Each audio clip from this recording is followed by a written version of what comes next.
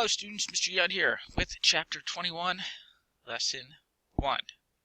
Today's lesson is called, well, the same thing as the chapter. It's called The Age of Exploration. And today we begin to explore, well, exploration.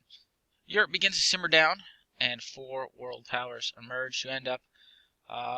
They have a little bit of extra time and money for things other than fighting each other. They do a little exploration for none other than the quest for more money. I'm wearing my exploration hat today. It kind of looks like Christopher Columbus's hat. I'm calling it close enough. So there you have it. Alright, let's get into it. Alright, hey, the main impetus for this age of exploration was money. You see, during the Middle Ages, Europe began to buy luxury goods from Asia. What kind of goods? Well, there was a lot of spices. Things like nutmeg, cinnamon, and pepper were used from everything, spanning from perfume to medicine to just making their food taste better, kind of like we do today. In the Middle Ages, these goods came through a trading network that kind of began in the Silk Road, and then the goods made their way from Asia over to the Middle East, where it would be sold by Arab traders, and Byzantine into Italy. Remember, Italy made a whole bunch of money off trade, and then it would get marked up. And then Italy would mark it up again to sell up to Europe. And so Europe figured out if they could cut out all these middlemen, they could save a lot of money. And then they could make all kinds of profit selling those goods. So they could save a lot of money and make a lot of money. But here's the problem.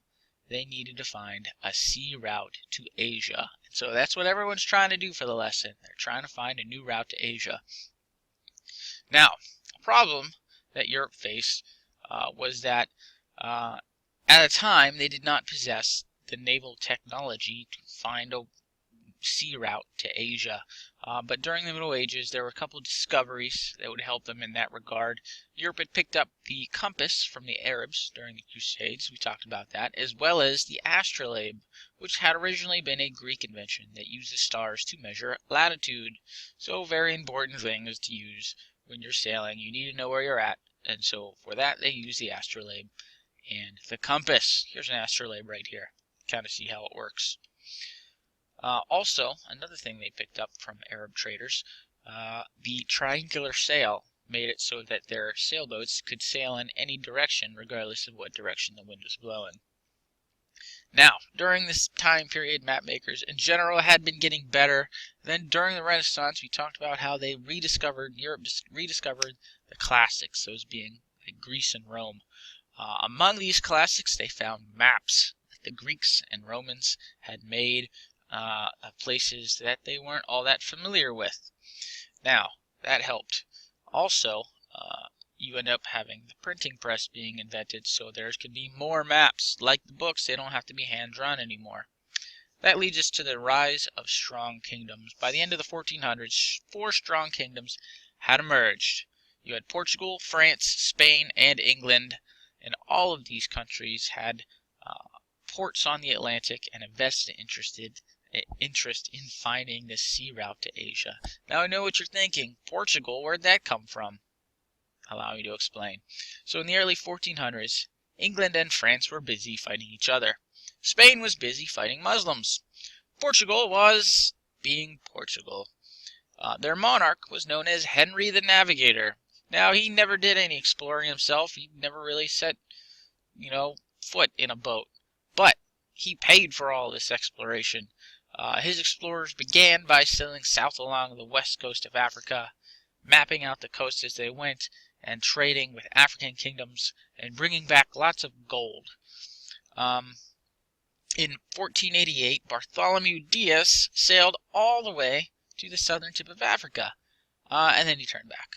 About a decade later, I believe it was 9 years later, Vasco da Gama sailed around that southern tip of Africa and ended up landing on the southwest coast of India. Oh snap, achievement unlocked. Mad money. So, it's like your Xbox achievements. Alright, so while the Portuguese were mapping the west coast of Africa, an Italian navigator named Christopher Columbus he was hatching a bold plan to reach Asia. He figured that if he just sailed west from Europe, he would go across the ocean and find Asia over there. They had pretty much figured out that the world was round and you wouldn't sail off an edge. So he had spent years actually on this idea, but it took him a long time to get someone to pay for this little expedition. Exploring is expensive. So finally, with all the Muslims kicked out of Spain, Ferdinand and Isabella, we heard all kinds of things about them, they had a little extra scratch to spare and agreed to finance Columbus's expedition. In 1492, Columbus sailed the ocean blue. He did. That's when he set sail from Spain with 3 ships, the Nina, the Pinta, and the Santa Maria. After going weeks without seeing any land, the men started to get scared, and they wanted to turn back, but Columbus just kept it going. Then they saw land. It turns out it was some Caribbean islands. Caribbean islands. They ended up finding San Salvador, Cuba, and Hispaniola. He loaded up his ship with the awesome things he found, including some of the natives, called the Taino, and he took them back to Spain. The funny thing is, he still thought that he found the coast. He was off the coast of Asia. And it wasn't until 1502 another explorer, Amerigo Vespucci, another Italian guy, became convinced that Columbus had not reached Asia, but had found a whole new land. In 1507, map makers called this new land America. Perhaps a little early for this, but we'll get there. So anyway, Spain was pretty happy with this discovery, so they sent Columbus back with conquistadors, which were like the explorers/conquerors of Spain, who promptly conquered Hispaniola and enslaved the Taino people. Jerk move, Spain. In 1494, Spain and Portugal signed the Treaty of Tordesillas, splitting up South America between the two nations. That brings us to Magellan, which, if it were a movie, would probably be pretty gruesome. So let's talk about that. Spain had found a new land, but they still hadn't found that route to Asia that they had been looking for. So in 1518, they hired Ferdinand Magellan to sail around America and get to Asia. Now, Magellan left Spain with 5 ships and about 270 men. What happened next was quite a tale, but perhaps a tale for another day. The short of it is they sailed around South America through what is now called the Strait of Magellan, right here. And then they went across the Pacific, where they ran into some islands and some native people. And in the Philippines there was a battle with the natives, and Magellan was killed. Now, accounts are a little spotty, but it seems as though once he was injured by a spear, he was more or less rushed by natives, and they hacked him to pieces. It was a bloody mess, and his body was never recovered. Brutal. It sounds brutal when you read about it. So the remaining crew sailed back around Africa. See, they sailed all the way back around Africa and back to Spain.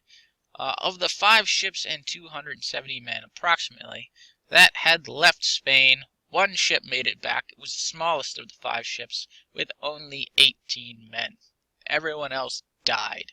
They started starving to death and things like that, crossing the Pacific to begin with. They ran out of food and water and things like that. So it was a pretty brutal trip, all told. Regardless, these 18 souls that survived the trip were the first ever to circumnavigate, or sail all the way around the world. Okay, England and France quickly. With the success of Portugal, England and France wanted to get on some of this exploration action. In 1497, Englishman John Cabot tried looking for a route to Asia and ended up exploring Nova Scotia and Newfoundland. Think like Canadian islands. In 1524, France sent Giovanni da Verrazzano. You got it.